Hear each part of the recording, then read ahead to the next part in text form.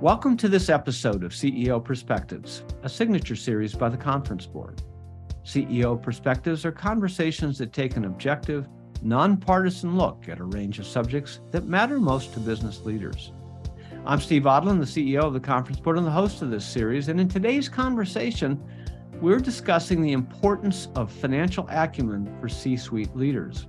Why is it important for leaders to understand financials? How can they ensure that they're proficient, and how can boards help? You are listening to CEO Perspectives, a podcast by the Conference Board.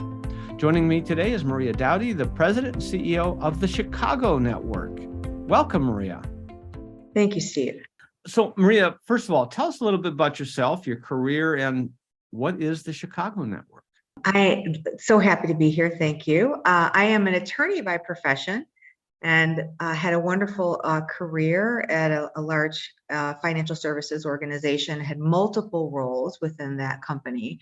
And then in 2020, I was recruited and to take on a role in the nonprofit sector. And so I signed, I always love to share that I signed my contract in February of 2020 with an April 2020 start date. So it has been quite the journey. I'm not sure I would recommend anyone making a transition from any sector, quite honestly, during the middle of a global pandemic, but it has been an absolute privilege and to be part of the Chicago Network at this really critical time in our country. Yeah, Black Swan events are, supposed to be once in a lifetime, but I think in our careers, we probably dealt with 4 or 5 of them, and it's really not a great time to make a shift, but, we all survive. So tell us about the Chicago Network, what all the great work that you're doing. Yeah, so the organization was started in 1979 by 9 female CEO executives who found that as they continued to climb the corporate ladder, it was very lonely at the top. And they found each other and they became each other's professional and then ultimately personal support system. They realized they had something really special going. They sent out 113 letters to women across 11 different sectors of Chicagoland. So this group is extraordinarily diverse, from corporate executives to entrepreneurs to CEOs of health systems. You'll be sitting next to an astrophysicist, an author, an artist, and everything we do, our purpose is empowering women to lead, and our initiatives and our focus is always through that lens. So we're really this incredible organization that has sustained the course of time, just because these women are committed to each other, and they're committed really to the purpose of our group, as well as the mission and the people that we serve. And is it all still in Chicagoland?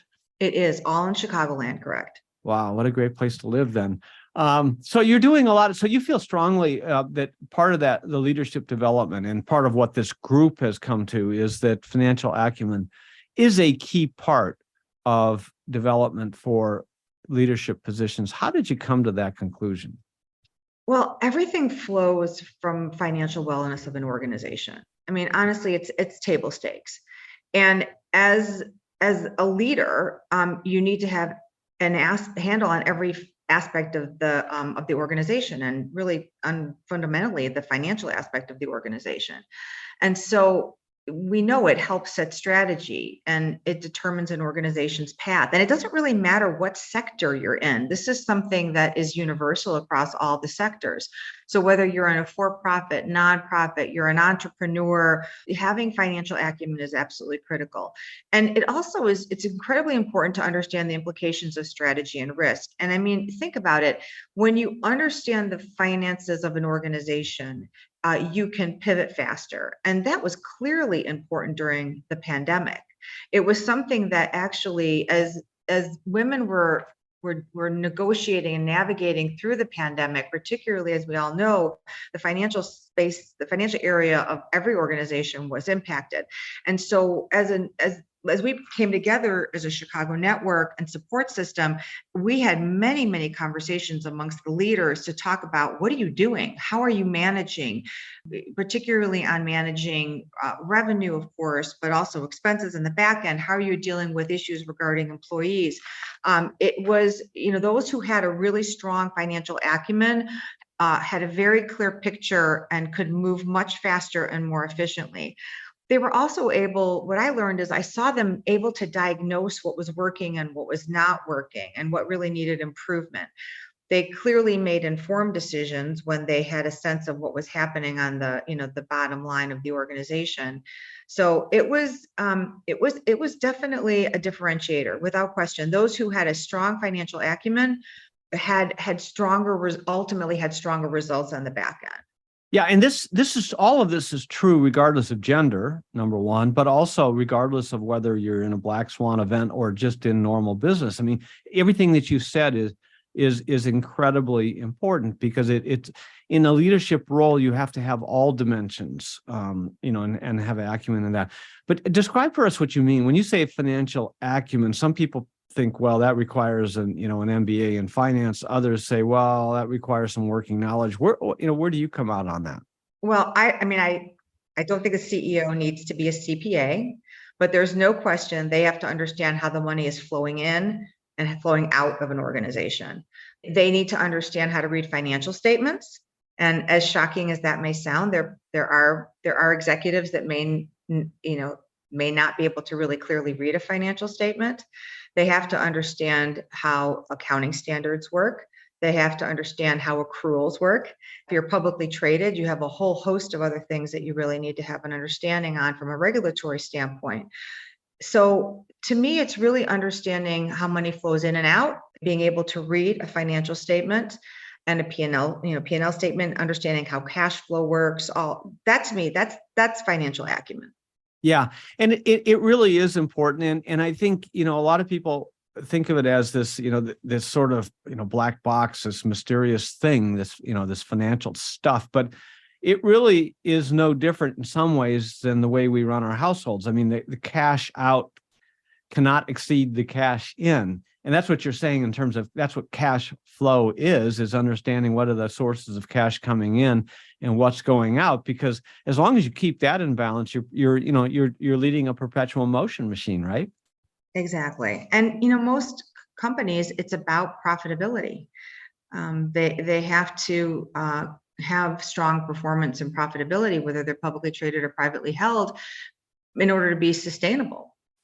Yeah. And this is the point. The sustainability is all, the word and the concept is used as it relates to, supply chains, environment, and so forth. But the biggest point of sustainability is making sure that it's financially sustainable. And I think that's really the impact, if people don't understand it, is that they can fly the plane into the ground.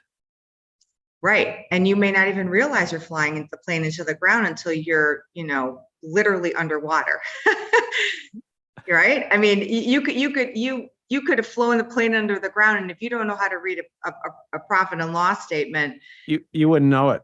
You wouldn't know it. No. And you're taking others with you, right? I mean, you're not, if you were in it solo, okay, but you're taking employees, you're taking shareholders, you're taking other external stakeholders that may have a play in the investors, whatever it is, you could be taking everybody down with you. And I think the interesting thing is, if a CEO does not have financial acumen, they may be taking risks that they shouldn't be taking. And they may not be asking the right questions, or even worse, they may not know what questions to ask. I mean, that to me is even scarier.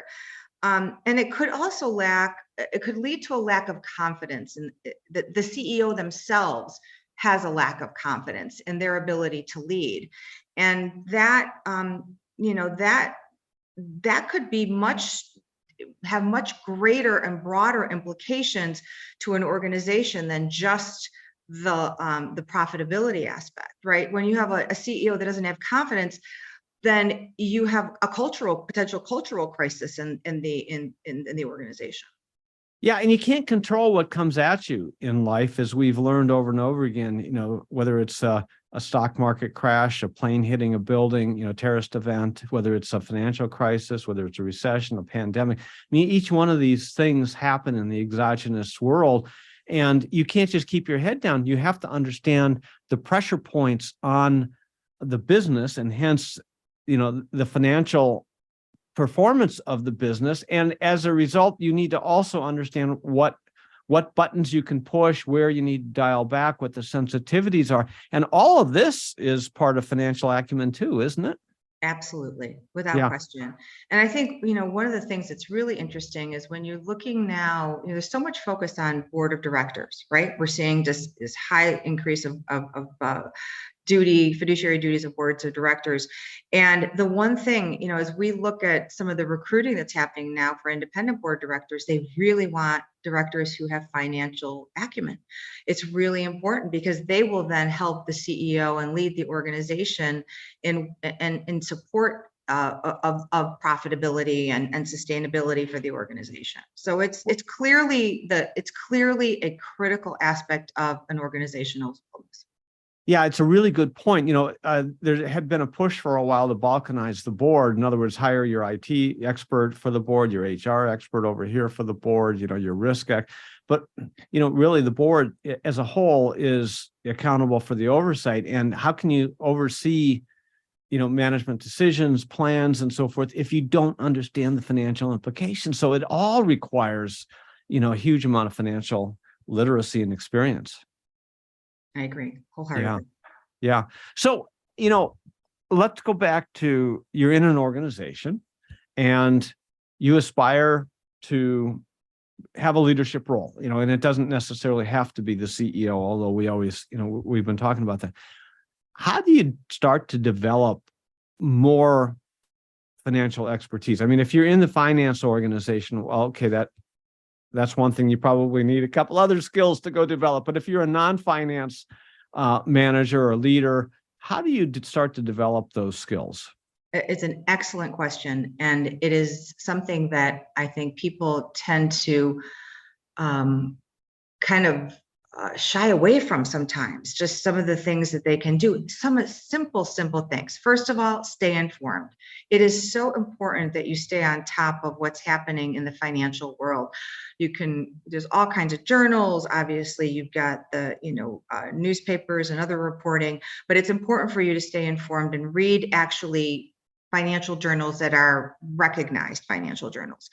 I think also listen to investor calls. If you're working in a publicly traded company, it is you will learn so much sitting on an investor call.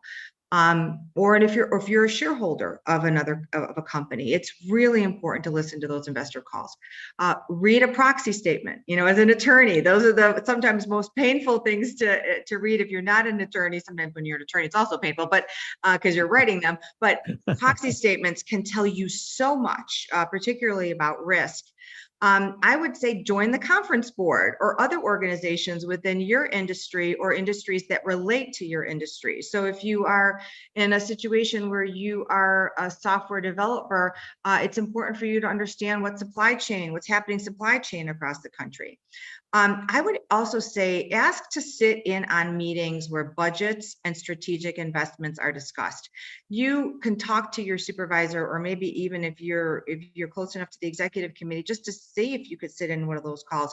It is amazing what you will learn when you hear other leaders talking about these things, the questions that they ask, or the questions they choose not to ask sometimes are just as relevant as the ones they do ask. I think all of these things ultimately leads to confidence and really kind of saying, I put the work in, I understand what I don't know. I understand, there are things I understand. I know what I know what I don't know, and you work towards getting a better understanding of what you don't know. And one of the things I just want to share is that sometimes, and I feel very passionately about this, that if you have aspirations to be in the C-suite, particularly CEO position, it is critical that you own a P&L. And sometimes it means taking a lateral role in the organization or even a step down to own a P&L. It is worth it. It is so worth it because owning a P&L and understanding, again, the flow of money in and out will make you a better leader overall. It'll make you a better strategist. It'll make you a better visionary leader. And once you have a handle on that financial acumen, then you can start focusing and developing those other leadership traits, like compassionate leadership and all those other, we'll call them softer skill, incredibly critical leadership traits. But those are the ones you can start developing once you have a really strong hold on your financial acumen. We're talking about the importance of financial acumen for leaders. We're going to take a short break and we'll be right back. What does the future of work mean for your employees? How will your company navigate ESG? Will there be a global recession? At the Conference Board, our experts translate the latest research and economic analysis into insights and real-time problem solving for your organization. Membership at the Conference Board provides your team with an assortment of knowledge from economics, marketing and communications, ESG, public policy, and human capital. As a member, you'll have access to our center experts, member-exclusive events, data and benchmarking tools, and peer sharing that will help you understand the present and shape the future. Consider becoming a Conference Board member today by visiting www.conference-board.org.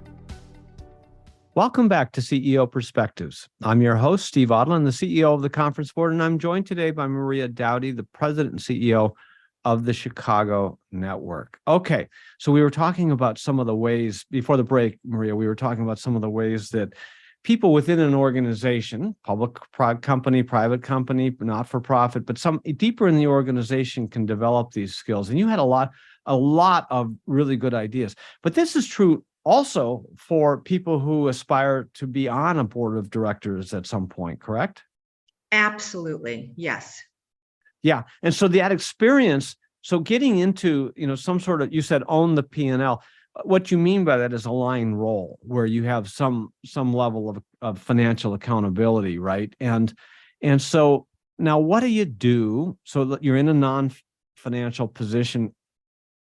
What do you do? I mean, how do you sell yourself? You're in HR. How do you sell yourself into a cross-functional role that doesn't really play to where you are today? I thank you for the question. So I was an attorney, right? And so lawyers usually don't own P&L. We're usually a line item, right? You're usually a cost. I know it's. We're usually a cost. And so here's what you do. Well, here's what I did. I was fortunate enough. I had some wonderful mentors and support executives that helped me achieve different opportunities. I moved myself into a business operating role in the sense where I was the chief legal officer for the regional operation of the company at a time, and during that position, I was still serving as chief legal officer. I asked the president of the region to own a P&L of a project. I said, this is the experience I want. Please, I will do obviously my day job, but I want to take on another opportunity within the organization, within the regional organization, to own a project. And she gave it to me. And she gave it to me, the opportunity, and it was a multi-million-dollar project. And I worked with multiple cross areas within the organization to be able to understand how to operate and how to run that particular aspect of the business. And it was transformative for me. So I asked for it. I stepped into the role and asked for an opportunity to do something that was clearly out of my area of expertise. I did it with guidance. I wasn't doing it by myself. I was still leading the project, but I made sure that I surrounded myself with people who were very, very comfortable and actually experts in the space. And she kind of gave me the opportunity to lead it. So that's what I would recommend. Yeah, and that's a great example of where you're staying in your primary position. You're not taking your career off track, but you're getting involved in some project that is, an adjunct to what you're doing. A lot of people don't like to do that because it means kind of more work. I've got two jobs almost, right? But I mean, what is it other than going, that's like going to school. You have to learn. And so you've got to make room for personal development. And that's kind of what this is, right? Absolutely. And I think it also, what was really wonderful about the opportunity is it allowed people who were always used to dealing with lawyers as, those lawyers, right? They shake their head and they're like, oh, they're just going to tell me no. And they're not going to be partners, right? It allowed for me to have an opportunity to show the business unit that lawyers are business partners and that we can help propel the organization forward, propel the business forward, increase profitability while managing risks and making informed decisions.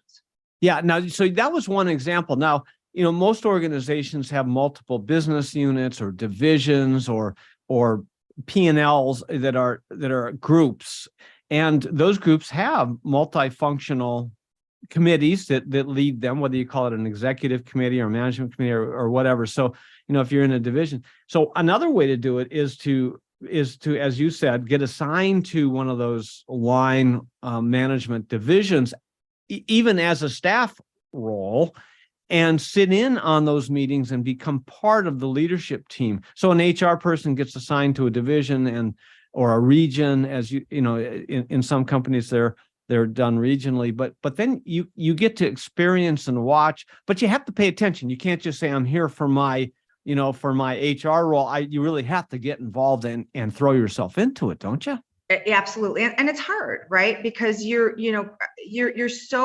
brain and your experience is attuned to listening to really being laser focused in one area. So it does require you to stretch yourself, but in doing so, I promise you, like, I clearly realized that I loved the business side of the company. Like, I loved that operations role. And if I had not gone through that experience, I would not have realized how comfortable I was in that space. I mean, clearly it wouldn't have pushed me to this role, which I'm like you, we're leading nonprofit organization. So we're still running a business, an operations role.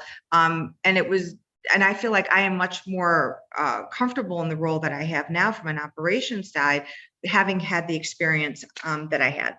So what are some other ways, okay, so we talked about two ways. One is get on a project. The other is get into, a role in a business. Any other ways that you can recommend that people could develop this acumen? Absolutely. I would join a nonprofit board of directors. I would join a nonprofit board. It is tremendously helpful in increasing and aiding the development of your financial acumen. First of all, it gives you the experience of being in a strategic oversight role. You're in a dynamic space. It is you're running a business. You learn how a budget assures that an organization will deliver on its objectives. And when you're dealing with nonprofit roles, it's very mission and purpose focused, as you know. I would highly recommend serving on the finance and audit committee, even if you do not have experience and you're not comfortable, you're hesitant. Do it, jump in. You will learn and it will help you learn to read financial statements. You'll understand all the things we talked about, but you're going to be doing it in a space that is dynamic. So it's moving, but you're not doing it alone. You're doing it because you're doing something that it's mission focused and purpose focused. So hopefully it's something that you have a commitment to, but you're going to be with others that can help instruct you and guide you. And I find it's a little bit easier than jumping into a for-profit board. You're not going to be on the finance and audit committee of a for-profit board when you don't have the financial acumen that you need to. No, it's because it's legally required that you have that acumen. Correct. Yeah, that's the point. Yeah. I think also, there's an old saying that, how to eat an elephant? Well, one bite at a time, right? And so I think a lot of people kind of view this area and they go, I don't know anything about it. I'm going to have to, what do I do? Well, you learn a little bit at a time. And I have always found that, if you go find somebody in an organization, partner up with, some finance people or a business person, and you don't have to do this, say, please sit with me for the next month and do nothing but teach me. But, you can go borrow 15 minutes, a half an hour, explain this to me, how do you get this? What's the source of? So there is a lot of learning that you can drive just casually in an organization with other finance folks, right? Oh, absolutely. And it's so interesting. And it's funny that you said that. I think the finance folks are so approachable. I just find, and they want to help people understand finance. We're talking like the really geeky, finance folks that that every organization has. They love, love, love to tell their story, and they love to explain it, because honestly, I think the people that telling the finance story it's a story. You cannot stand up in front of a group of people and talk about finance and have it not really be in a layperson's type, right? You those finance directors that are really truly extraordinary in what they do, they're able to synthesize and be able to tell the finance story in a way that everyone understands. And so you got to find those people that love to be teachers. And I totally agree that they're the people that you can really can sit down and ask them to explain something, and I guarantee you that they will. Most organizations, there's always people there that will be willing to mentor or to take the time to explain what they do within the organization. Well, everybody learns differently as well, and some people learn by reading. Okay, well, there are books, lots of books out there and sources out there that are finance for non-finance professionals, and the Dummies series is an example of the ABCs of it. But honestly, you can go on YouTube and find little tutorials that explain to you, okay, this is a P&L. Okay, here are the is revenue, and here's what goes into revenue. Here are the expenses. It sometimes helps to do it just really at a basic level. Actually, those are sometimes the best courses for finance people who are so stuck in the weeds they forget how this all works together, right? Because the cash flow goes right from the P&L. You start with the profit, the cash that comes out of the business, and then yada yada yada. Anyways, it is not the same as learning to program Fortran. Right. I'm with you on that 100%. Yeah. So other suggestions for these folks? I know this is going to sound a little crazy for some, but there are a lot of local universities that may have little executive programs, and maybe seeing if your company will support you in an executive program where it's a 2-week program, or maybe it's 10 hours and you would go and take a night course, or you would even take, it could be that it's a seminar course, but I would see what's available within your community and kind of support that ecosystem within your community, and go back to school, and not to get a degree, but just to sit in a room and maybe hear a professor speak, or even have, there's so many wonderful people who are adjunct professors who are actually in those roles that are willing to sit and help train others. So I think that's something that is definitely worth the investment, and particularly if you can find a company, if your company is going to support professional development, that is very, very well worth the time. Yeah, and there's a lot of these courses now that are virtual, where and snackable, as I say, so you can take them online, either live or in a replay fashion as well. And various associations have these kind of courses as well. But I guess coming back to this, you don't have to start with finance 401. You start with the basics, and I think. Everybody has a household or runs a household in some fashion, has a savings account, has a credit card. And a lot of what we do in our personal lives is analogous to the way the businesses are run too. So, it can be really simplified for people. Yeah. I mean, a good rule of thumb is don't spend more than you earn. Right? Cash out cannot exceed cash in. And if we taught our children that, and if schools taught that, we would not have the credit crisis we have today. So I would agree with you 1,000% on that. All right, Maria, thanks so much for joining us today. Steve, thank you so much. It's been my pleasure. And thanks to all of you for listening in to CEO Perspectives. Every week, I'll be joined by a prominent thought leader to provide insights on the issues of our time. We'll cover leading topics in geopolitics, economics, public policy, and more. Please share CEO Perspectives with your colleagues, with your friends, with all of your finance partners. I know they're going to want to listen. I'm Steve Odland, and this series has been brought to you by the Conference Board. You have been listening to CEO Perspectives, a podcast by the Conference Board.